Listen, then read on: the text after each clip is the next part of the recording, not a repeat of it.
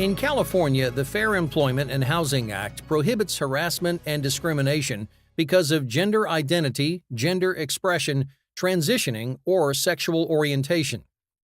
With the passage of Senate Bill 396, all companies with 50 or more employees are now required to include training on these protected groups as part of their mandatory 2-hour sexual harassment training for supervisors.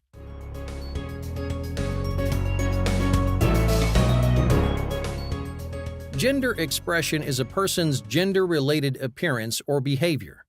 Gender expression may be stereotypically male or female, a combination of both, or may not conform to any gender. Gender identity is a person's internal understanding of their gender, which may be male, female, a combination of male and female, neither male nor female, a gender different from the person's sex assigned at birth, or transgender. Transgender refers to persons whose gender identity differs from their sex assigned at birth. A transgender person may or may not have a gender expression that's different from the social expectations of the sex they were assigned at birth. Transitioning is the process in which an individual begins living as the gender by which they identify. The law protects employees who are transitioning, have transitioned, or are perceived to be transitioning to a gender other than the one assigned at birth. Sexual orientation is heterosexuality, homosexuality, or bisexuality.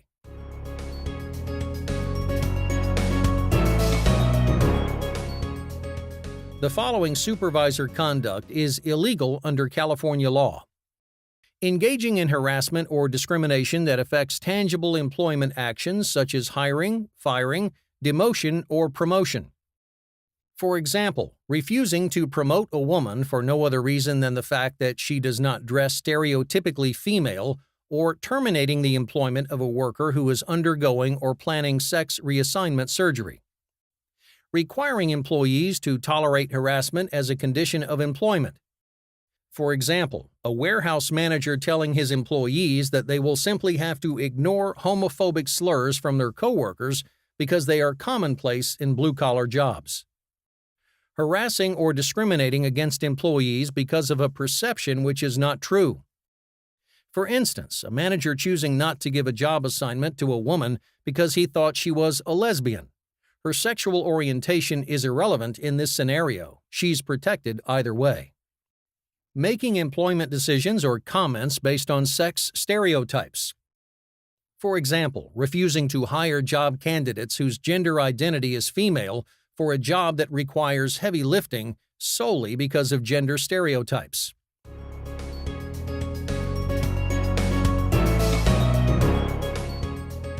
Hostile environment harassment occurs when the conduct unreasonably interferes with an individual's work performance or creates an intimidating, hostile, or offensive working environment.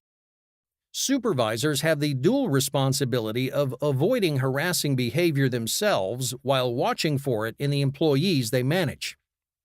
The harasser and victim can be coworkers, but harassment can also occur between employees and non-employees, such as contractors, consultants, delivery persons, vendors, or even customers. Harassment can occur anywhere that employees represent their organization, such as work celebrations, dining with clients, conferences, trade shows, sales calls, and charity events. Harassment can occur in person, on the phone, through text messages, instant messages, emails, or through social networking sites. Hostile environment harassment can affect anyone in the workplace, even employees who were not directly harassed but were bystanders to illegal conduct could be victims.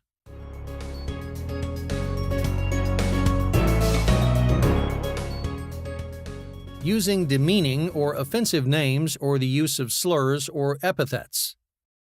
Telling insensitive jokes that are demeaning or degrading. Using a customer's gender preference as a factor when assigning job duties to employees.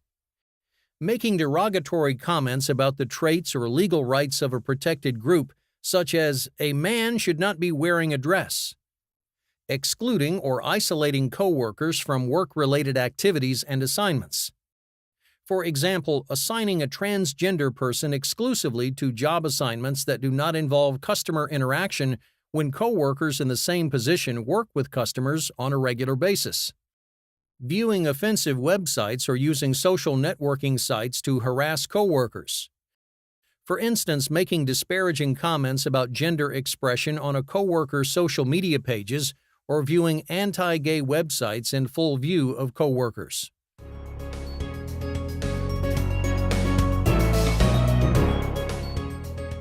Employees must be allowed to use restroom or locker room facilities that correspond to their gender identity or gender expression irrespective of their assigned sex at birth.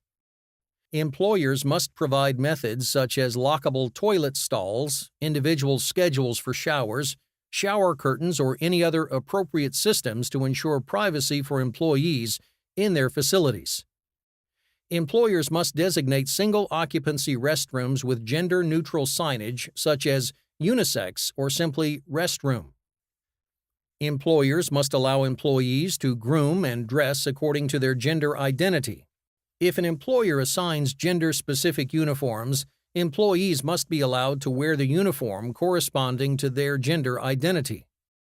When employers have dress codes or grooming standards, transgender or gender non-conforming employees must not be held to different standards than other employees. Employees must be allowed to participate in employer-sponsored activities corresponding to their gender identity, including sports teams, team-building exercises, and volunteering. Employees in California have the right to be identified by the name of their choice and with pronouns that reflect their gender identity. Employers must ensure that all employees follow this preference or face liability in court. Refusal to address coworkers with their preferred name and pronoun is considered illegal harassment and subject to disciplinary action. Employers may use legal names and genders on government documents when obligated by law. Employees must be permitted to perform jobs or duties that correspond to their gender identity or gender expression, irrespective of the employee's assigned sex at birth. However, employers must work to limit the number of jobs where a person's sex is the determining factor for employment. Employers may not require any proof of transitioning or gender identity before granting employee rights guaranteed by law.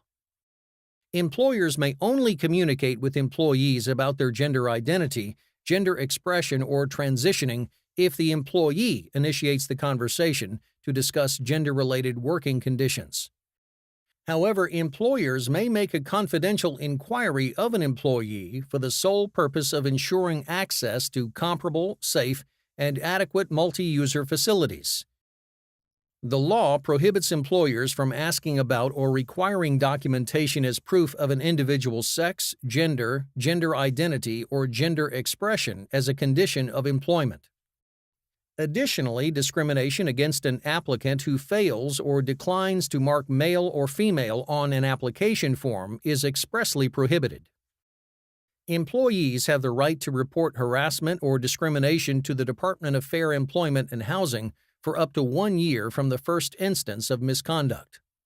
The DFEH will investigate the complaint and help with a settlement or provide legal assistance if necessary. Also, victims may seek help privately through civil court and do not lose that right by filing a complaint with the DFEH. Victims of harassment or discrimination have the right to receive compensatory and punitive damages. Independent contractors are entitled to the same harassment and discrimination rights as employees. Employers are required to display a poster developed by the DFEH regarding transgender rights in a prominent and accessible location in the workplace.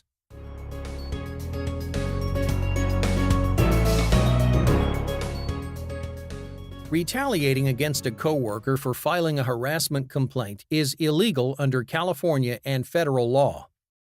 Examples of retaliation include layoffs, negative performance reviews, job transfer, loss in pay, benefits or overtime, less desirable job assignments, bullying, demotions, and unwarranted discipline, to name just a few.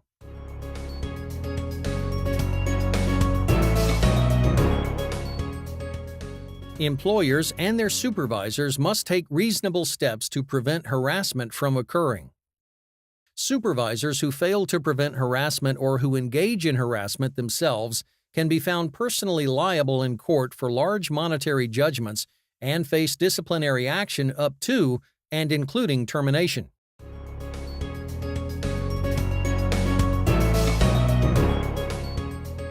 In California, harassment and discrimination on the basis of gender identity, gender expression, transitioning, or sexual orientation are strictly prohibited. It's critical that all supervisors understand what constitutes harassment and discrimination and ensure that the employees they manage understand as well.